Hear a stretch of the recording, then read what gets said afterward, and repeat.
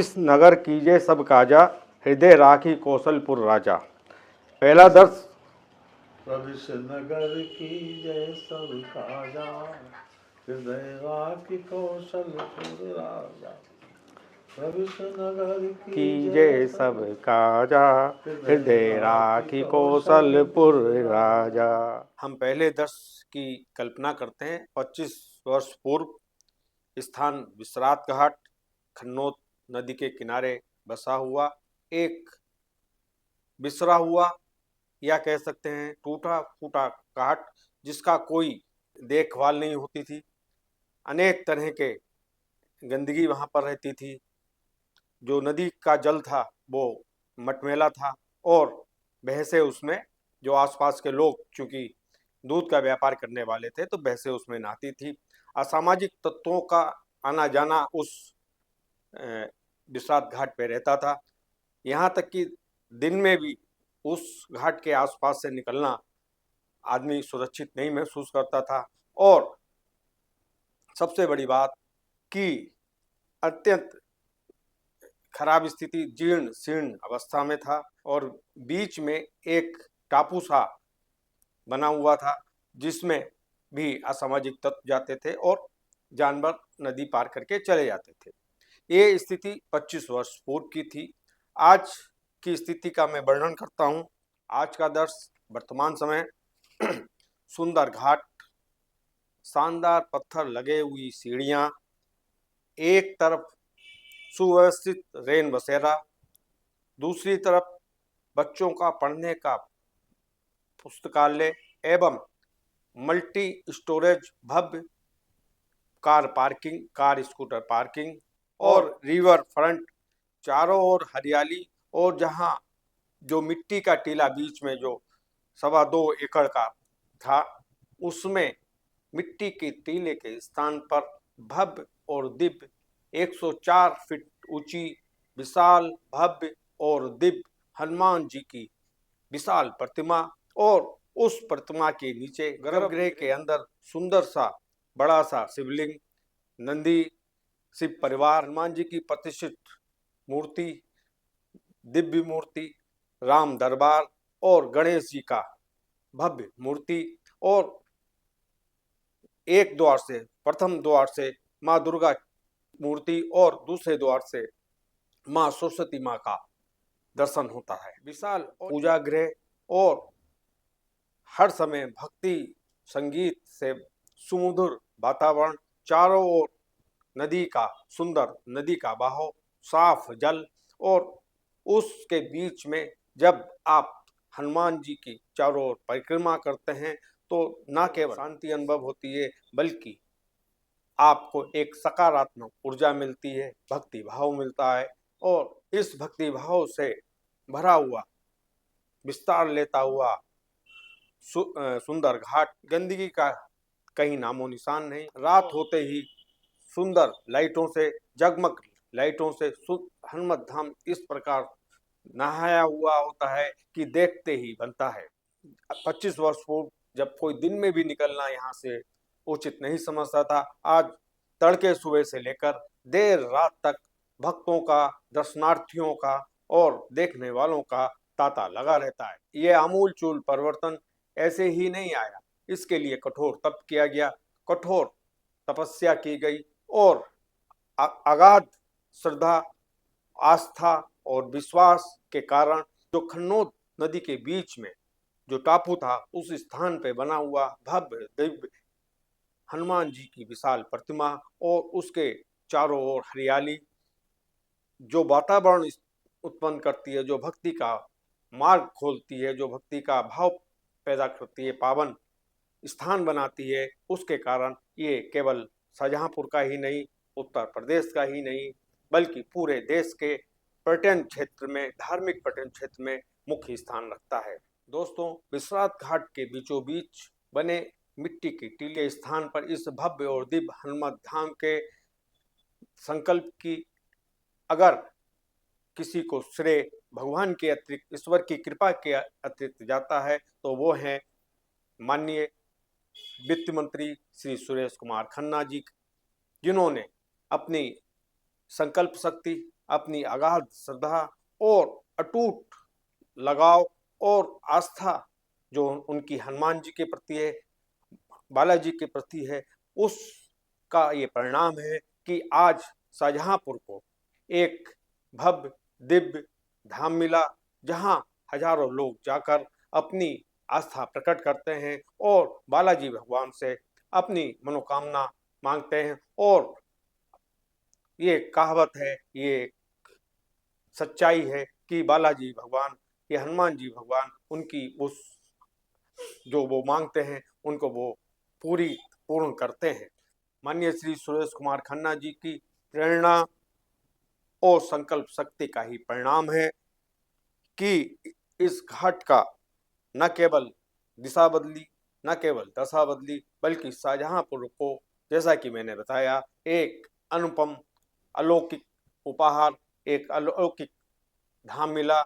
और आज हमारे लिए ये खुशी की बात है, हमारे बीच में इस हनुमत धाम के प्रणेता, इस हनुमत धाम के संकल्प करता, इस हनुमत धाम के शिल्पकार माननीय श्री सुरेश कुमार खन्ना जी, जो कि उत्तर प्रदेश के वित्त एवं संसदीय कार्य मंत्री हैं, आज हमारे शो में हमारे बीच में उपस्थित हैं। हम ये जानना चाहेंगे मंत्री जी से कि ये विचार आपके मन में कैसे आया कि जब इतना कोई ऐसा स्थान नहीं था और बीच में मिट्टी का टीला था, चारों ओर पानी बह रहा था, तो वहाँ पर आपने कैसे सोचा कि क्या विचार मन में आया कि यहाँ पर हमें मंदिर, हनुमान जी की भव्य मंदिर का स्थापना करनी चाहिए? प्रारंभ से ही मैं हनुमान जी का भक्त रहा हूँ और बरसों तक मैंने मंगलवार का व्रत भी रखा। मैं रोज सुबह उठकर सैर करने के लिए विश्राम घाट जाया करता था। वहाँ पर एक छोटी सी हनुमान जी की मूर्ति दीवार में बनी हुई थी।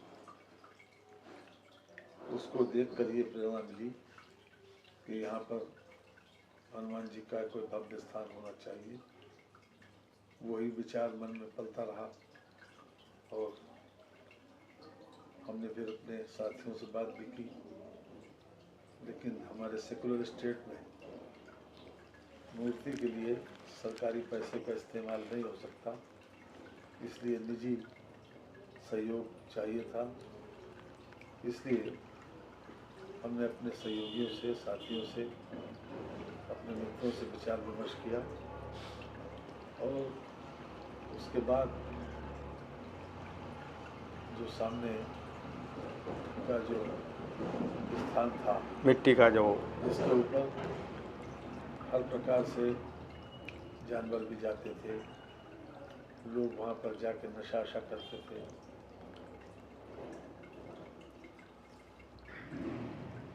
उसी पर यह विचार ये आया कि यहाँ पर एक बड़ी प्रतिमा स्थापित की जाए।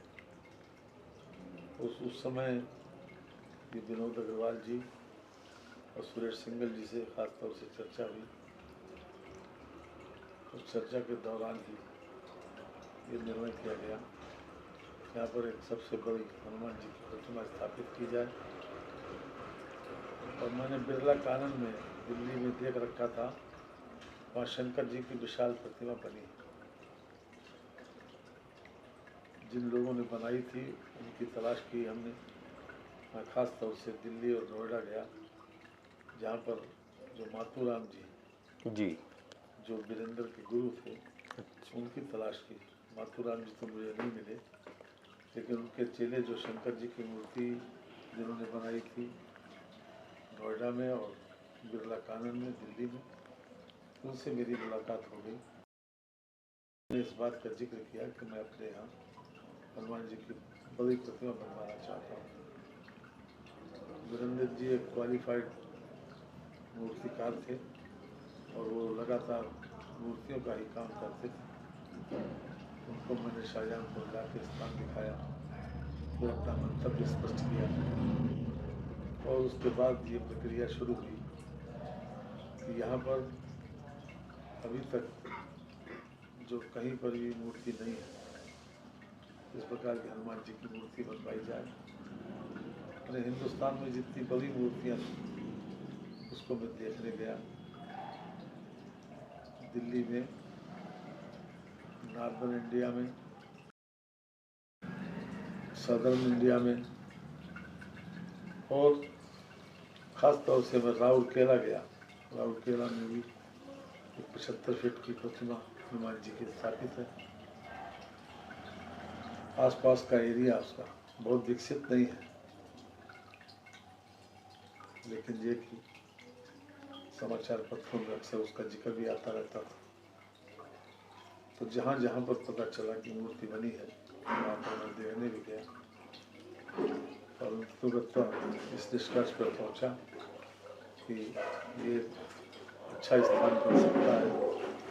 ये बिसराया हुआ घाट है, इसका नाम बिसरात घाट इसलिए पड़ा कि पूरी तरीके से ये बिसराया हुआ था, अर्थात एबंडन था, मतलब अस्त व्यस्त था जी।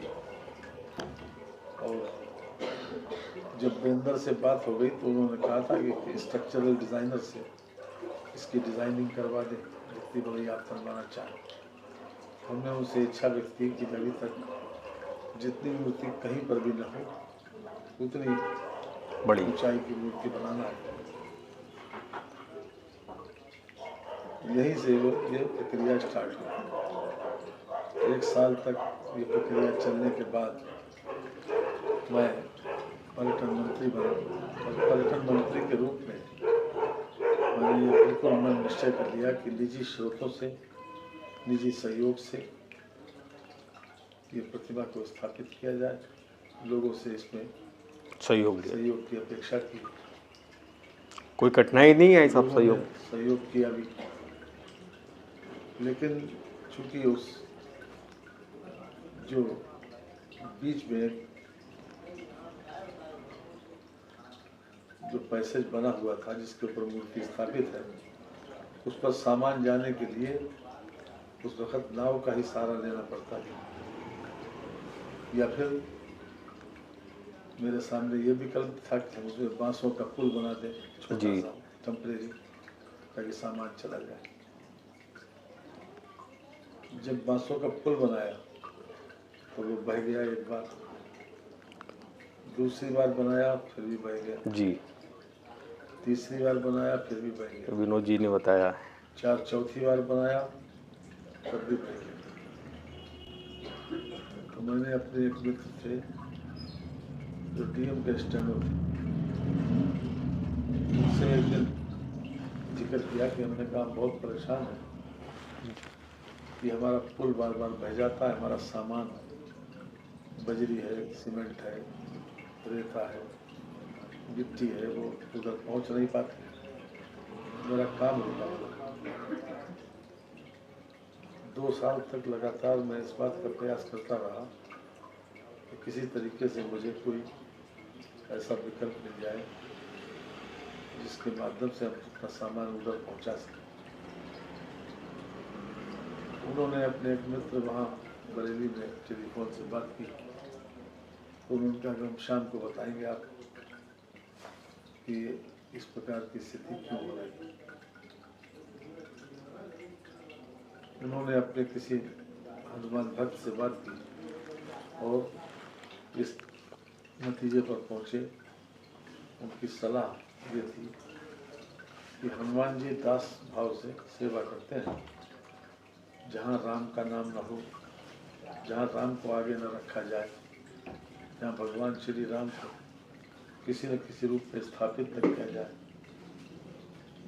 या फिर शिव को स्थापित न किया जाए, तो वहाँ पर हनुमान जी केवल अपनी मान प्रतिष्ठा तब स्वीकार नहीं करते हैं जब भगवान राम का पहले वहाँ पर सम्मान न हो।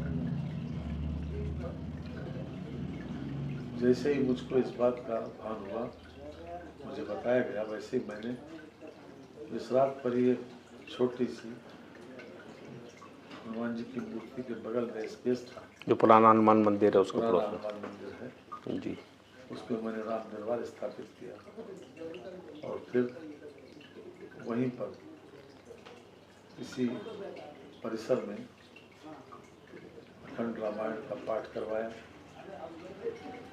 इसी मंदिर में एक शिवलिंग की भी स्थापना हुई जैसे ही ये शिवलिंग की स्थापना हुई और जैसे राम दरबार बना, वैसे ही ऐसा लगता था कि हमारे सामने से जितनी बाधाएं थी सब दूर हो गई।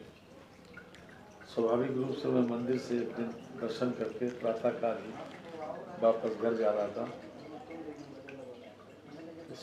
तो राजकीय निर्माण निगम के अधीक्षण अभियंता, जिन्होंने पहले उधर पुल बनाने के लिए छोटा कार्य समझकर वापस कर दिया था, उनसे मेरी मुलाकात हुई।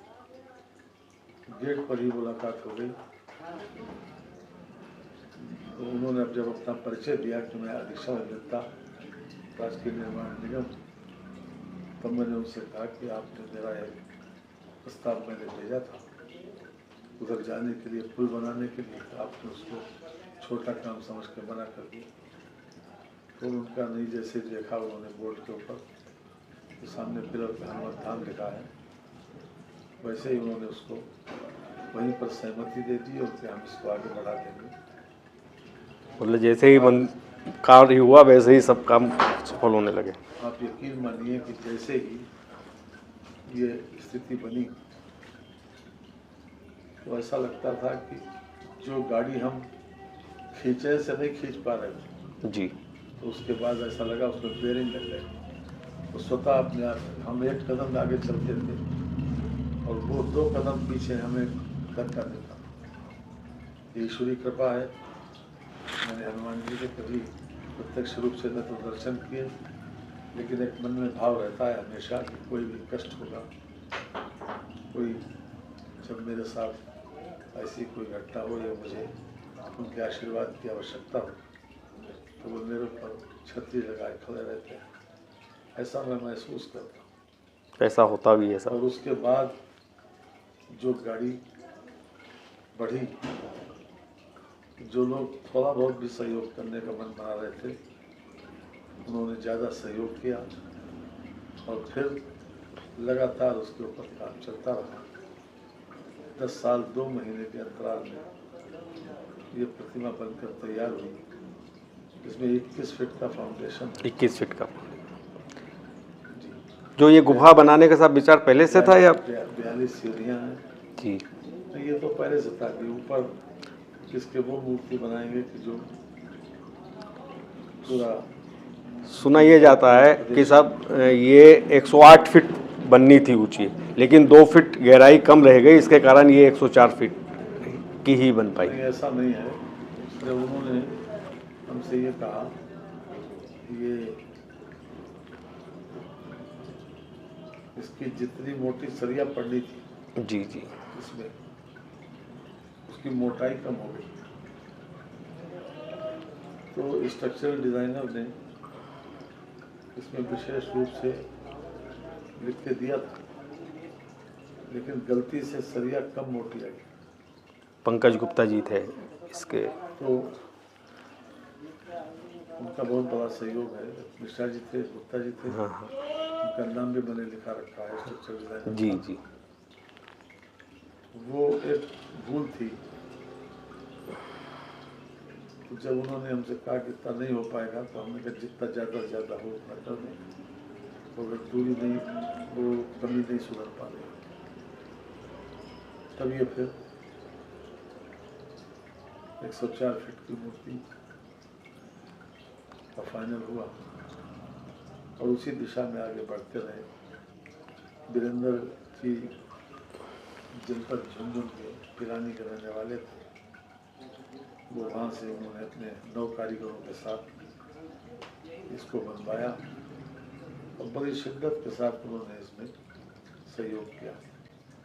लगातार हर तरह से हमको लोगों का सहयोग मिला और ऐसा लगता था कि कोई बाधा हमारे बीच में नहीं है। ये ईश्वरी कृपा है, हनुमान जी की कृपा है, जो उन्हीं के आशीर्वाद से हम उसके निमित्त मात्र हैं।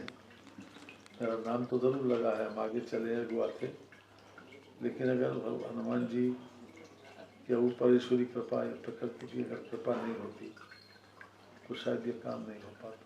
ये तो बात है, ईश्वर की कृपा और आपका लगन, आपकी संकल्प शक्ति। ये कहता था किसी तरह से ये काम पूरा हो जाएगा, क्योंकि ये आपके दिल के पास की चीज़ है, बिल्कुल पुल बहा जी।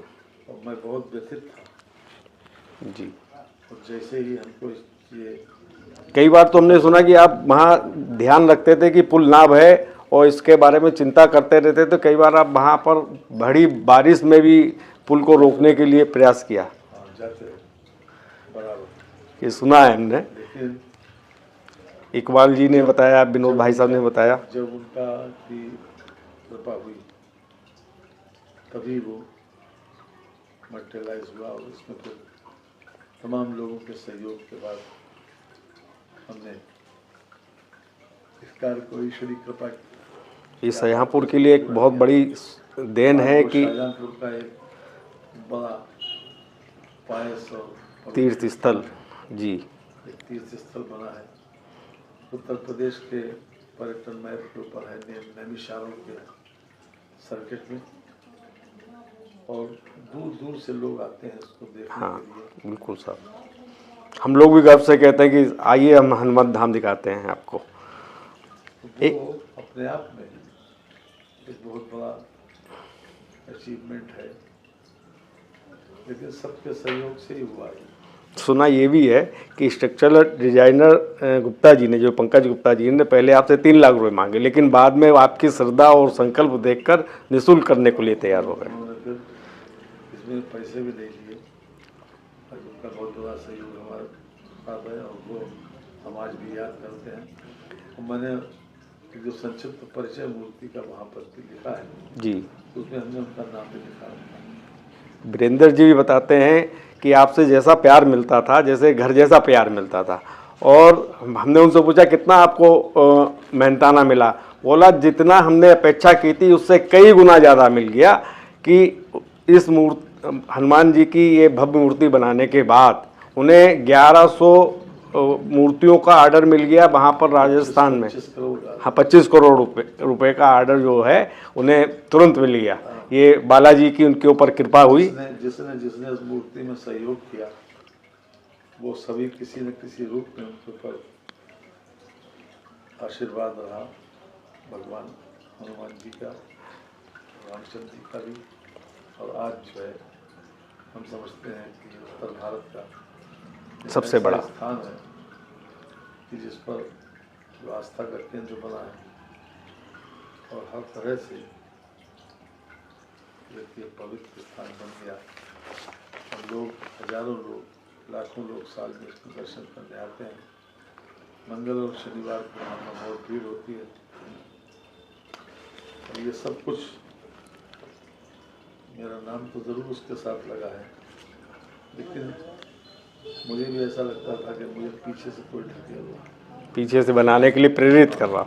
लोग ये कहते हैं कि आपके सपने में आया था कि हनुमान जी की मूर्ति यहाँ बननी चाहिए, क्या ऐसा कुछ हुआ था कि स्वप्न में आया कि हनुमान जी की मूर्ति विश्राम घाट पे ही? महसूस करते थे। अच्छा, ऐसा महसूस करते थे, लेकिन बहुत बड़ी कृपा है मेरे। हाँ, ये सुना है कि जो भी आप मन ही मन मांगते हैं वो बालाजी स्वयं आपको दे देते हैं। और आपने हनुमान जी के हनुमान चालीसा का पाठ दिन में 100 बार किया हुआ है, ये ऐसा कहते हैं। अच्छा, एक ये पूछना था आपसे कि कभी कभी मन में ये विचार आया, इतनी बाधाएं, जैसे आपका व्यथित हो जाता है कि नहीं यहाँ नहीं बनाएंगे, दूसरी जगह बनाएंगे। क्या सहयोगी ने कभी कहा कि कहाँ साहब इतना मटेरियल ले जाने में बहुत खर्चा आता था, मतलब जितना का मटेरियल नहीं होता था, जैसे सीमेंट है, रेता है, बजरी, पहले इधर घाट के इधर गिरी, फिर वहाँ से कच्चे पुल जो बनाया था वहाँ तक गई, फिर वहाँ से लगभग 3 गुना लेबर ज़्यादा लगती थी कई बार। लगता था, लेकिन बनाने का इरादा वहीं से था, शुरू से ही था, वहीं पर था। तो शाहजहाँपुर के लिए अच्छा, ये जो आप जैसे मल्टी स्टोरेज बना है और 2 पुल बन गए, जैसे एक इधर रेती रोड से जाते हैं, एक नया रास्ता जो रेती की तरफ से दे दिया गया, अब जो नया कॉरिडोर टाइप का बन रहा है, जो पक्के पुल जो सरायकैया से आएंगे वो सीधे उस रास्ते से आ जाएंगे। ये पहले से योजना थी या धीरे धीरे जैसे विकास होता है? या धीरे धीरे पहले तो केवल मूर्ति का ही वो था विचार। उसके बाद आसपास के एरिया के डेवलपमेंट करने के लिए हमने डॉक्टर महेश शर्मा जी से रिक्वेस्ट किया, वो आए, उन्होंने एक म्यूज़ियम दिया और इसके लिए एक पुल से मैंने मांग की थी, वो पर्यटन मंत्री थे भारत सरकार में, तो मैंने कहा कि इधर से इसके अप्रोच रोड जो है इसका बन जाए तो हमको सुविधा होगी, क्योंकि इधर से कंजस्टेड ज़्यादा है। जी जी। तो मेन पहले नंबर गेट से हाँ कंजस्टेड ज़्यादा था, जी। फिर उस साइड से रास्ता भी बनाया 2 नंबर गेट जो है जिसमें गाड़ी आ जाती है। और फिर तो उसके बाद फिर हमारे सब लोगों का सहयोग रहा, शाहजहांपुर के बहुत से लोगों ने उसमें सहयोग करा, तो मन से सहयोग करा। इतना बड़ा आपने जो बना दिया, टहलने वालों के लिए बहुत लाभदायक हो गया। अब पूरा रोड बन गया। वहाँ पर मॉर्निंग वॉकर्स हैं, सैकड़ों लोग टहलने जाते हैं और बड़ा शांति।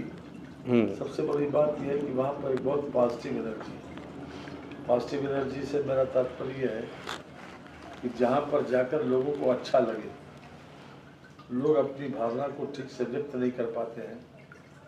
लोग कहते हैं वहाँ जाओ तो वहाँ अच्छा लगता है।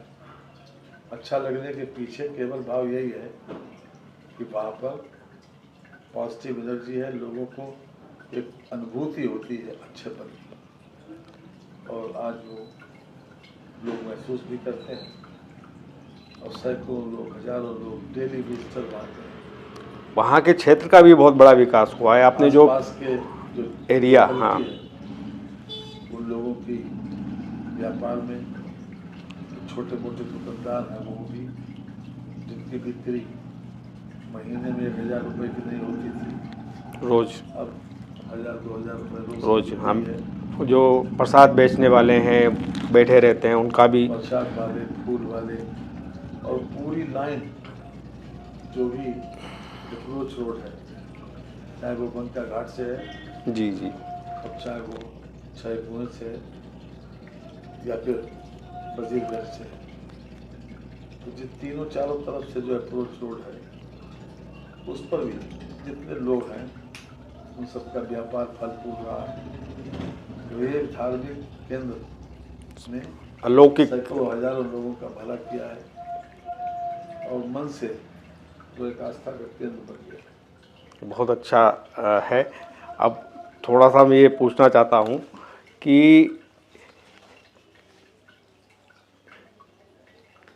इसमें और भी, जैसे इधर रैन बसेरा है, इधर उस साइड में भी कुछ और बनाने का विचार है? अब देखिए, चाहते तो थे कि इसको पूरी तरीके से सुसज्जित लगे और जो पानी आए उसका रूप भी अच्छा लगे। जी जी